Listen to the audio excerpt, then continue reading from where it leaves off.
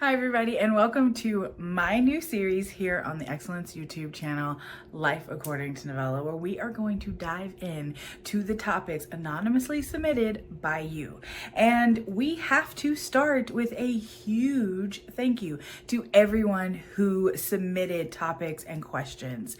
They were perfect. You really brought your A game. The topics are insightful, they're juicy, they're important to get the conversation going, and will lead to a lot of advocacy and information being put out there from the plus size person's perspective. So thank you, and let's get into it. I'm your fat bestie. We know each other, we're already there.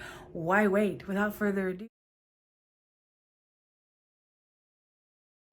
I love our first question, so let's get right into it. It reads, does being fat mean I am only going to get mediocre sex? Why do men think all they have to do is show up and I'm getting on top, or I'm performing oral on them?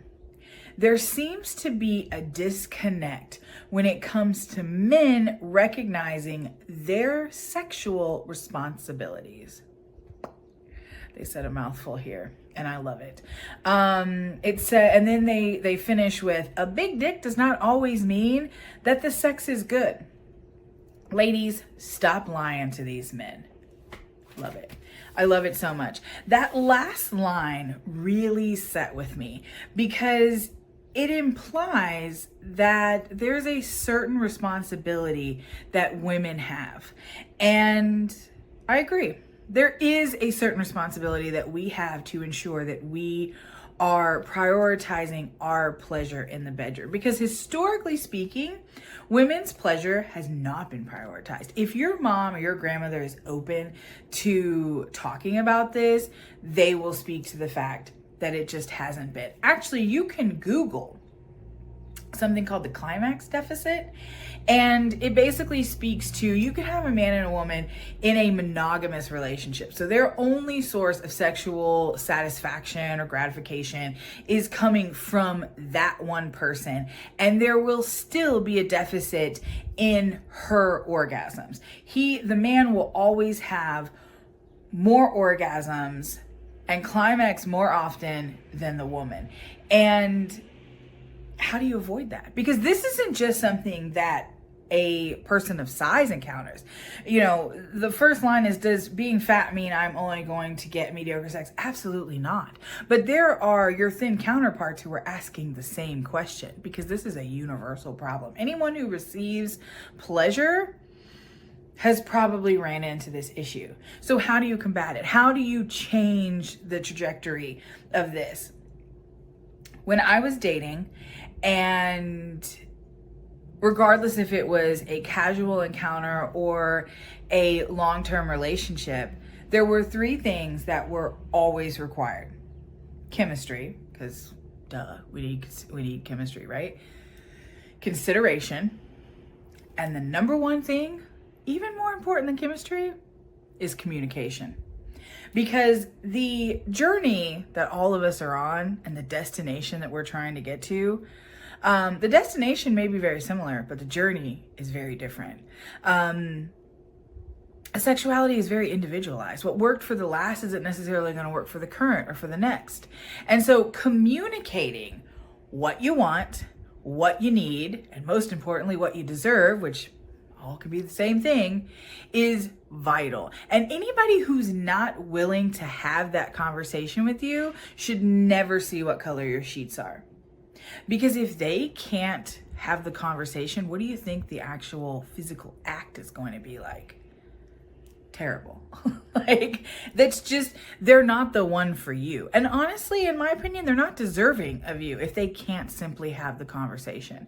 So, chemistry, consideration, communication, no matter what. Those things, that is a hard boundary. They are a requirement. And I believe that those things will lead you to a fulfilling, happy sex life, regardless of size. And I also kind of want to touch on, because it's important, it's noteworthy. This person said, a big dick does not always automatically mean the sex is good. Amen. It doesn't. And we want to be careful around this topic because I think, being a size queen is very much a thing. I think that a well-endowed man is very much glorified in society, and it shouldn't be, because just like we would never condone discrimination of a person's weight or mobility or race, things that they're born with, or things that are out of their control. We also don't want to condone,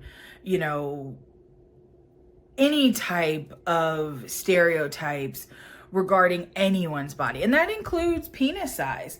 But with that being said, from the conversations that I've had with women and from my own personal experience, what they've touched on here, there is a bit of truth to it.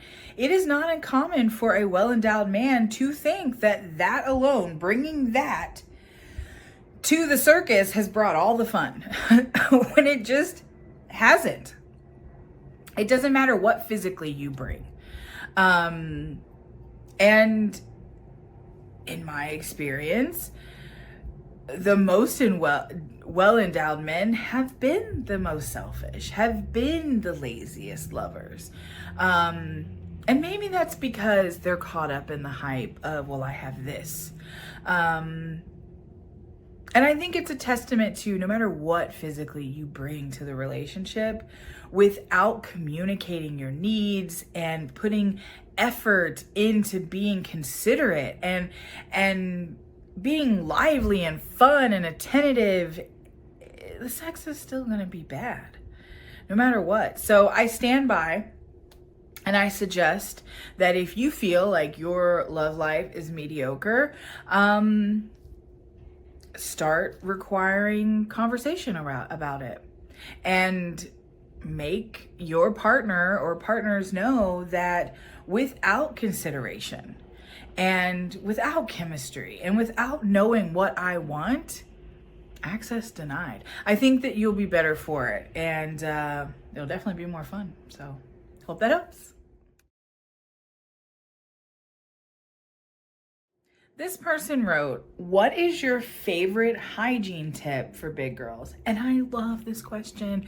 I love this question because I have seen a lot of negativity around plus size people, right? But specifically from men in our community speaking to women's hygiene in this community. And so let's talk about it, right? Like, let's get the conversation going. First and foremost, I don't think it's anybody's place to speak on another person's hygiene, especially if you are of the opposite sex and there is a touch of shame mixed in there. Or I've even seen men who, our bodies have natural aromas. Some people's aromas are more than other people's. So casting judgment on that is superbly problematic. But hygiene is hygiene, right? Like, it's needed. And our bodies are beautiful, but they're built when you carry extra weight a bit different, and will also result in folds or, skin rubbing together. So what are some of my favorite hygiene tips? I think, to answer this person, my favorite hygiene tip is make sure that you're washing in the shower with an antibacterial soap. Everybody has kind of a different one that works really well for them. I don't know if it's called Lume or Lumi. I use that, an antibacterial soap. I really like that. Use a washcloth with it So make sure that you're getting in places like really well.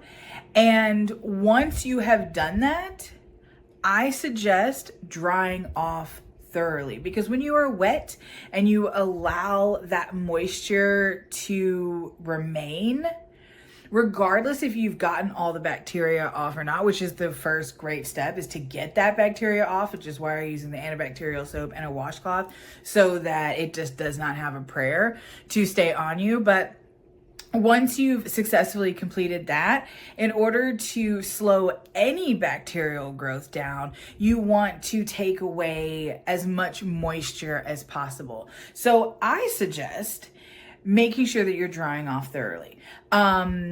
This can look different for different people, and also it can look different depending on how fast you're trying to get ready. I know women who dry nude for a really long time. Maybe they lay on their bed and unleash themselves and make sure that everything is getting airflow. Me personally, I use a hair dryer, and I know I'm not the only one. I've talked to other women too, that friends and whatnot, who they also use a hair dryer, and I get in everywhere. And this really ensures that I'm starting my day completely fresh and clean, and I'm not giving bacteria a head start by providing them a dark, moist, I know people hate that word, but wet place to grow. So my favorite tip, antibacterial soap with a washcloth, get in everywhere, and then dry. If you can't air dry, use a like a hair dryer, or, you know, maybe like a separate towel to really get in there. Just whatever you gotta do, get it dry. And it will help a lot with any worry that you may have of smell or whatnot. So there you go. This person wrote, in the plus size model world, both regular and spicy, I wish there was more of a push for plus size male models and talent. We can make moves too. Absolutely you can. And I think that you've diagnosed a very real problem. And the solution is representation. And sometimes I think the representation has to start with you. It also has to, you have to seek out. There are male models out there.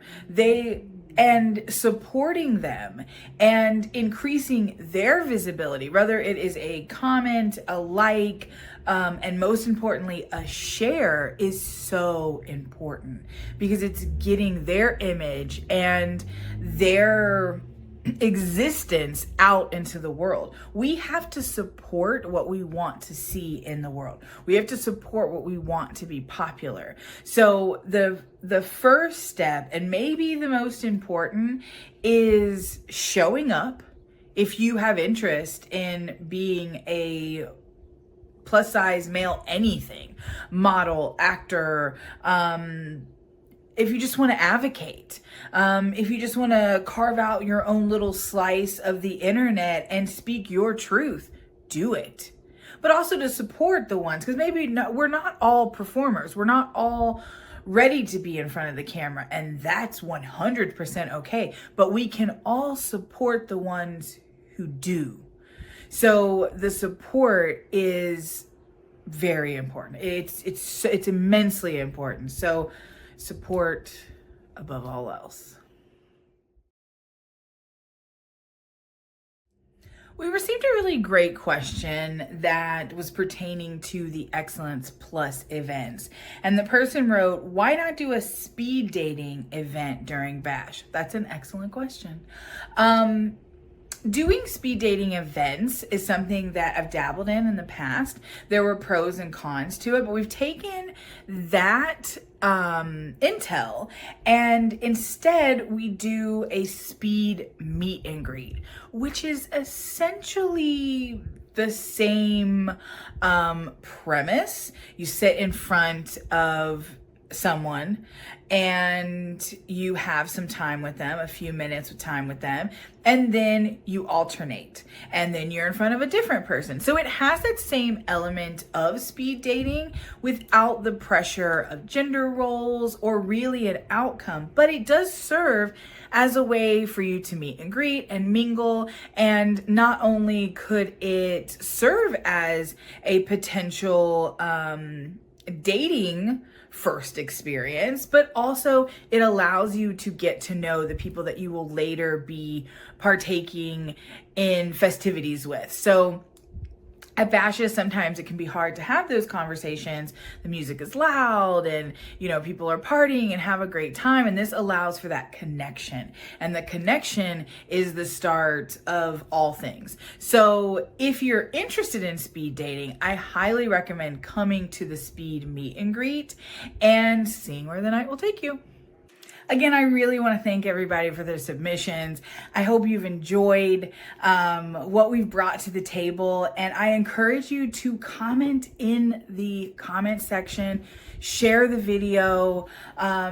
This is a really great step in advocating for ourselves and letting our plus size perspective be heard. And the more involved we are with these topics and the more we make our voices known and our issues, we bring them to the forefront, the better off we'll all be. So thank you for your participation. The Google form is still open, so you can drop your submissions, and thanks so much. Bye.